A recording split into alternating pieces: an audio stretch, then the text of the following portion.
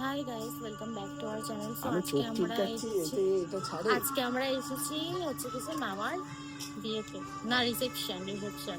মামার রিসেপশনে এসেছি। সো এইটা আমার লোক। এখন ঠিকভাবে দেখাতে পারছি না, আর রাস্তায় এত জ্যাম ছিল, লাইক আমার অবস্থা খারাপ হয়ে গেছে। আমার পুরো মেকআপ উঠে গেছে। আমি একটু মেকআপ করেছিলাম, সেটাও রিমুভ হয়ে গেছে।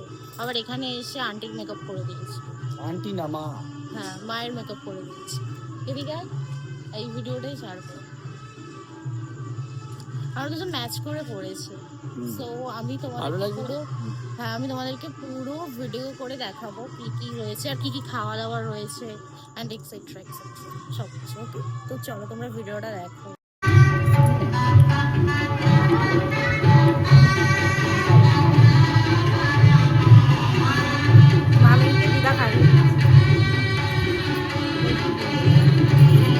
মামি দেখাও এদিকে।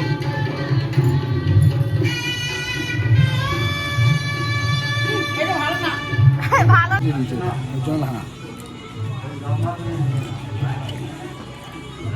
সো গাইস, আমরা এখানে আলাদা চলে এসেছি। এসে আমরা দুজন মিলে এখানে দাঁড়িয়ে আছি আর পকোড়া খাচ্ছি। আমরা মানে আজকে অনেক পকোড়া খেয়েছি, বল ভাবি। সবার সাথে থেকে কমফর্ট একদম লাগে না অত। তো আমি আর আমার বর এখানে আছি, একদম বিন্দাস। কমফর্ট তো অনেক কমফর্ট। এখানে সব বসে আছে, বাবা বসে আছে, আর সবাই ওই যে ওটা দাদু। তারপরে এখানে অনেকক্ষণ পর আমরা বর বউকে পেয়ে গেছিলাম। এটা হচ্ছে মামা আর মামি। তাও মামা ক্যামেরার দিকে তাকাচ্ছিল না, অনেকক্ষণ পরই মানে এদের পাওয়া গেছিলো। আমাদের সাথে কোনো ফটোও তোলা হয়নি সেরকম। আর এখানে সবাই দেখো ফটো তুলছে, কারণ এতক্ষণ পর মামা আর মামিকে একসাথে পাওয়া গেছে।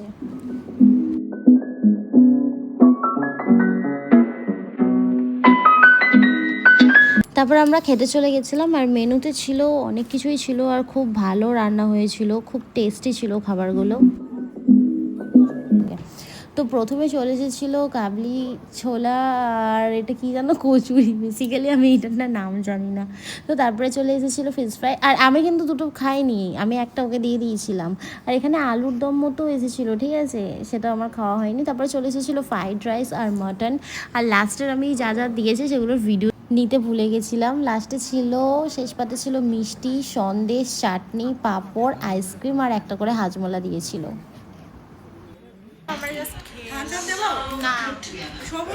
না, আমি খাবো না। কেরাম খেলে বলো? জল খেয়ে চুপ করে আছে, ভিডিও করছি।